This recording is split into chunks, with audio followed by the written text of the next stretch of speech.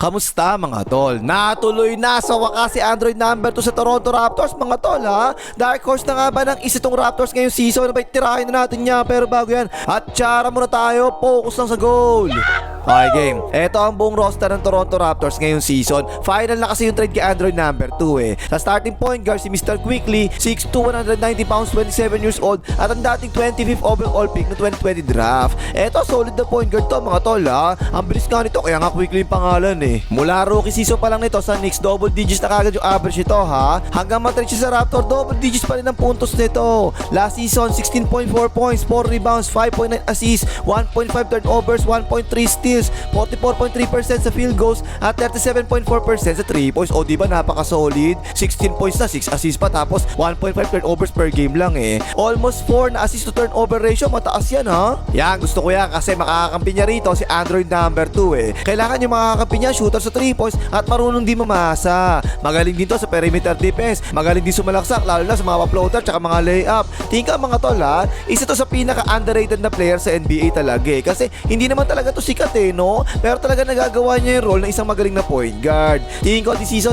tataas pa siguro yung mga assist nito at right now nasa 3rd year pa lang siya ng 5-year contract niya na worth $162 million. Tapos sa backup point guard naman si Jamal Sheed, 6'1", 24 years old pa lang at dating 45th overall pick no 2024 draft. Last season ang average ito medyo mababa ha, 6.6 points, 1.7 rebounds, 5.4 assists, 1.4 turnovers, 0.9 steals, 36.7% lang sa field goals at 32.1% lang sa 3 points. Tapos 82 games siya naglaro last season ha.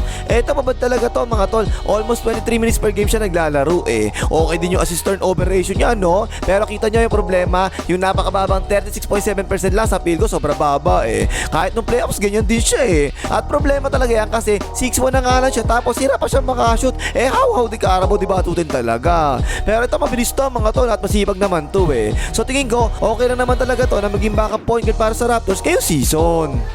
Tapos sa starting shooting guard si Julius Randle, 6'6", 214 pounds, 26 years old at ang dating 3rd overall pick ng 2019 draft. Eto galing din ng Knicks to mga tuloy no. Kasabay siya na trade ni Mr. Quickley papunta ng Raptors kapalit ni OG Anunoby. Scorer to mga tol ha, 5 straight years ng around 20 points per game yung ginagawa nito. Last season 19.3 points, 5.3 rebounds, 3.3 assists, 49.1% sa field goals at 33.9% sa 3 points. Inside at outside ni scorer to mga tol eh. Medyo balance na player talaga to ha. Yung pang decent sa lahat ng bagay, decent sa inside scoring, decent sa outside shooting, decent sa depensa, decent sa athleticism. Ganun eh no, puro decent talaga eh. At yun yung tingin ko problema rito sa batang to eh. Jack of all trades, master of none to eh. Pero all in all, decent na player talaga to. Malamang mag-average siya naman to ng decent na 20 points per game this season. Right now, nasa last year na siya ng foreign contract niya na worth $107 million.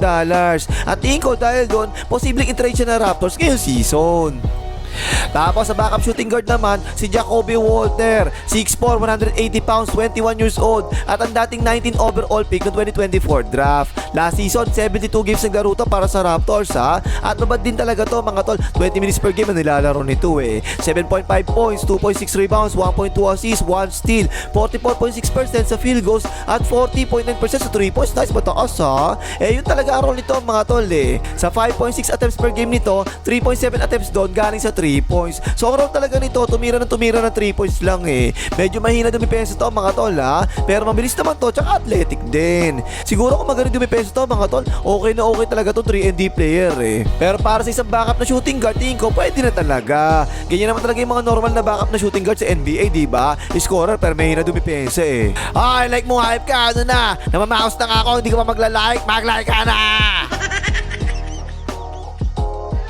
Tapos eto na ang inaantay nyo, ang starting small forward si Android number 2 Kawhi Leonard. Kahit ano pa sabihin nyo, Raptors talaga magka-champion this season. Finals MVP King Kawhi Leonard, mark my words. 6'6", 225 pounds, 35 years old na at isa sa pinakamalakas na Android na ginawa ng Dr. Jero. Last season 65 games naglaro sa Clippers, abang himala. Konti lang yung absent kahit maulan ng panahon ha. 27.9 points, 6.4 rebounds, 3.6 assists, 1.9 steals, 50.5% sa field goal goals at 38.7% sa 3 points. Napaka-solid. Yan, 27.9 points per game niya. Career niya na yan mga tol. Si Android number 2 ang isa sa pinaka-legit na two-way player sa NBA. Malakas dumepensa at isa sa pinaka-sure ball sa mid-range. Tusok na tusok pa nga mga tiro niya sa mid-range pero sure ball eh. Yung style pa niyan, di ba, lalapit lang ng konti at tapos bigla na mag-turn around by the way sa mid-range na talaga namang unstoppable eh. Naglalaro din siya bilang point forward pero hindi naman talaga to passer na player mga tol. Scoring type na player talaga to si Android number 2 ha.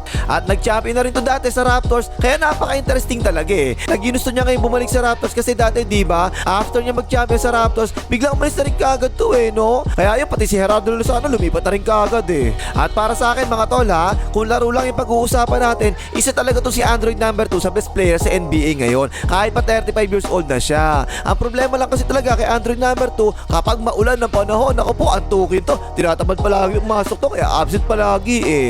Ngayong season sana buhat ni Android number 2 yung Raptors kagaya ng ginawa niya dati no. At tingin ko makakagaod pa rin talaga siya ngayon dito kahit pa may mga kakapik siyang scorers ngayon. Siguro ganyan pa rin eh no. Mga 27 points per game pa rin ngayong season at right now nasa last year na siya ng 3-year contract niya na worth $150 million. Pero I'm sure bibigyan niya ng contract extension ng Raptors. Tapos sa backup small forward naman, si Allen Grave, 6'9", 225 pounds, 20 years old na rookie to ng Raptors ha. 19 overall pick siya nitong nakaraang draft. Gumawa to ng Summer League mga tol. 22 points, 13 rebounds, 3 steals, 2 blocks laban sa Celtics. Tapos 13 points, 5 rebounds, 6 assists, 4 steals laban sa Pacers. Tapos 23 points, 6 rebounds, 4 assists, 1 steal, 2 blocks laban sa Heat. O diba, ang ganda ng stats eh no. At nung college nag-average to 11.8 points, 6.5 rebounds, 1.8 assists, 0.9 blocks, 1.9 steals, 51.2% sa field goals at 41.3% sa 3 points. Nice, napaka-solid. Tingin ko mga tol ha, posibleng mag-start pa nga ito paminsan-minsan para sa Raptors ngayong season eh. Lalo na siguro kapag na-injured ang isa kina Julius Randle at si Barnes. Kasi ang tangkad nito mga tol, 6'9", tapos may shooting sa labas. Pwede ito maging stretch po talaga para sa Raptors eh. Pero for sure, magiging off the bench lang siya ngayong rookie season niya. Siguro mga 8 to 10 points per game. Tapos starting power forward naman si Scottie Barnes, ang star marker ng Raptors last season. 6'8", 237 pounds, 25 years old at dating 4th overall pick noong 2021 draft. Last season 80 games naglaro to mga tol ha. At nag-average pa nga siya 18.1 points, 7.5 rebounds, 5.9 assists, 1.4 steals, 1.5 blocks, 50.7% sa field goals at 30.4% sa 3 points. Yan mga tol, tingnan nyo oh. Ang tingin ko talaga dito kay Barnes, ang kulang na lang talaga dito, consistent na 3-point shooting eh. Sobrang all around dito eh no, pati opensa at depensa magaling to eh. Nagiging point forward pa nga to paminsan-minsan sa Raptors na season, di ba? At ito talaga yung mga rare na type na player mga tol eh. Sa opensa, kaya itong maglaro mula point guard hanggang sentro. Sa depensa, ganun din. Pwede rin itong depensa mula point guard hanggang sentro eh. Parang nag-evolve na din Raymond Green kasi to mga tol eh. At tingin ko, kung hindi napunta sa Raptors ngayong season si Android number 2 ay baka maghalimuno to ngayong season. Pero kahit na ha, tingin ko mag-average pa rin to ng close to triple-double ngayong season. Pag ito umabot ng 38% ng 3-point shooting dito, ano kung asahan nyo, mag-a-average na more than 20 points per game agad-agad. Right now, na second year pa lang siya ng 5-year contract niya na worth $224 million.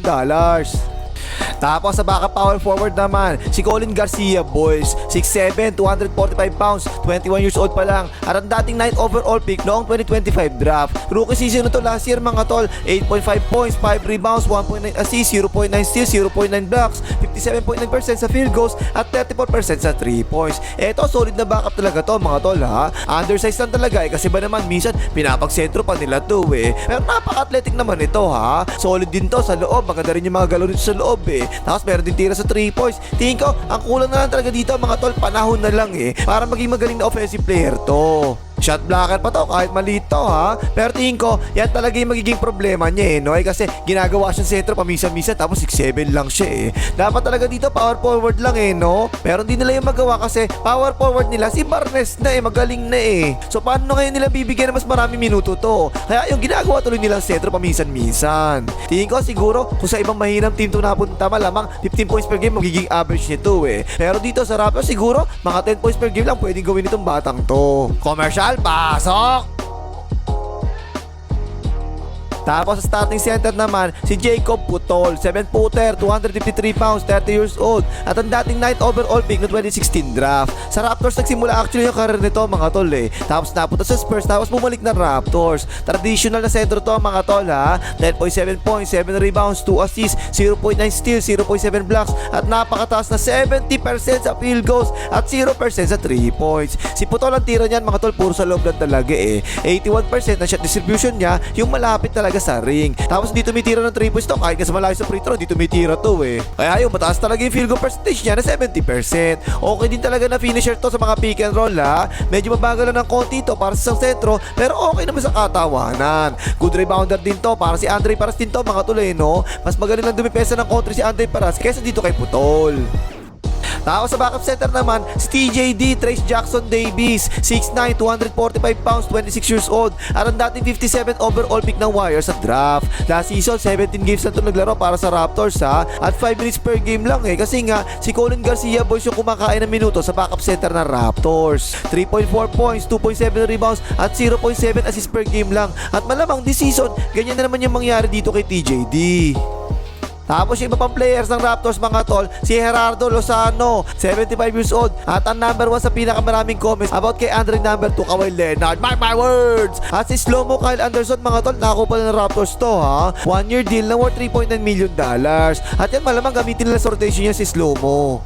So ayun mga tol tingin ko, etong Raptors talaga ang dark horse ng East ngayong season kasi dati nga diba, wala naman nag-aakalang Raptors yung magka-champion ng season na yun nung nakakuha ng Raptors si Andre number 2 dati Kung titingnan nyo, roster nila ngayon, hindi naman talaga sobrang lakas, diba? Pero solid naman talaga yung starters nila, walang tapon Win now mode na ang Raptors ngayon mga tol Last season, 46-36 ang win-loss record nila at pang-5 sila sa East. Tingin ko siguro ngayong season, aabot ng 50 wins na yung Raptors na yan. Alas na lang siguro kung biglang maging maulan yung panahon at umabsent si Android number 2. Kulang na lang talaga sa Raptors na to yung bench mga tol Kapag nakakakuha sila ng pang-bench nila ngayong season, marami talaga papahirapan itong Raptors na to. O ano pa yung magas, malike mga Gerardo.